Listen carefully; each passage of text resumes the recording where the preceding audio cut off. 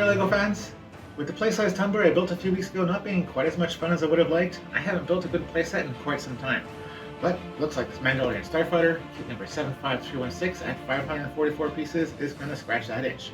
Here we have a fun little spaceship. Looks like the wings can rotate around the body as you fly it around, raise up as you land it, all sounding very dynamic and exactly what I'm looking for. Also comes with 3 minifigures, 2 of them looking quite appealing to me. So I'm definitely looking forward to opening this box so we have inside, putting it together so I can start playing with this Mandalorian Starfighter.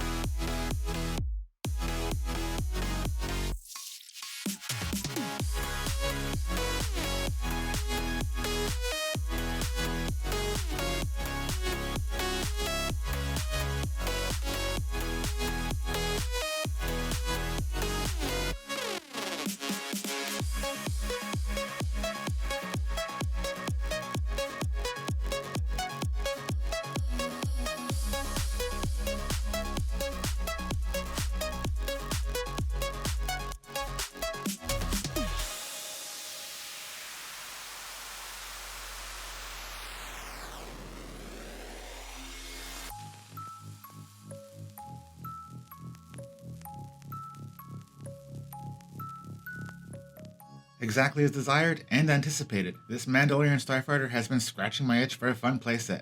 It looks cool, it looks fast, it's easy to grip, and it's fun to fly around. Or, as my friend would put it has a great swoosh factor. Seen here in the landing position with the wings folded upwards, you can get a pretty good look at the body, which is very long and sleek, very aerodynamic looking, with the nose of the ship having a 2-pronged tip, and then some very sleek lines leading down the body all the way to the back. On the other side of the cockpit, there's one little stud launcher, preloaded with a little red stud, and the cockpit does of course open up, revealing an interior that's big enough for 2 minifigs, a control unit up at the front for the pilot, of course, and pulling the minifigs out, we see there's no studs on the bottom here. So as you fly this one around, there's nothing to secure the minifigs in place, so they kind of jostle around a bit as you fly, which is not the worst thing, but I don't know why they would have done that. Additionally, there's no place to store or little clips to hold on to the minifigs' weapons, so those will also be loose in here as you're flying it around, unfortunately. Swinging around to the back of the ship, we can see the tail end of the body finishes in a pretty pleasing point, with everything sloping towards a singular spot, and we can get a good look at the pattern on top of the wings, which I think looks really great in its 4-color scheme. Starting in the back, or in this case while in the landing position starting at the bottom, the wings start out pretty wide, and gradually get narrower as they move to the front, with the paint job very much matching the shape as you move to the tips of the wings, which finish off in a very similar 2-pronged style as the nose of the ship, which, when folded down, extend out further than the body of the ship, which I think looks just awesome. And then, at the outermost edge of each of the wings, there's a pair of spring-mounted launchers. Because of course, this is a starfighter, and it needs some decent armaments. And now, for me, the most important and most fun part of the ship is how the body twists. The way in which the cockpit rotates separately from the rest of the body, so as you're flying it around, you can change the angles of the wings to match the turn you're taking, creating this very dynamic and fun playing experience, which I am simply not getting enough of.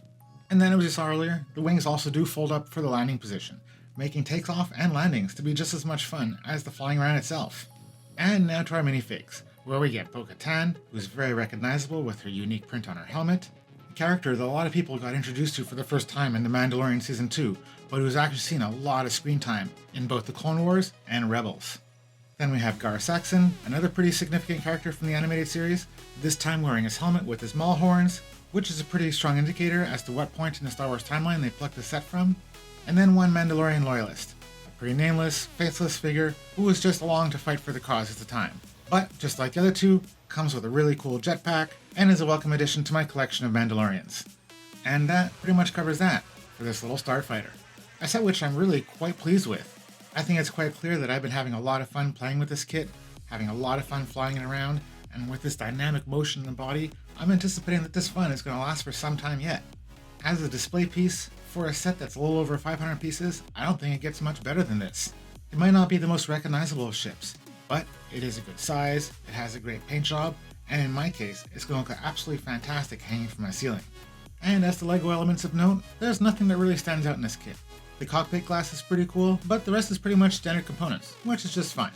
So, bottom line, in my opinion, whether you're a junior LEGO fan or an AFOL Star Wars fan, for a smaller kit, at a smaller price point, I think this is about as good as it gets, and I would highly recommend picking this up and adding it to your collection.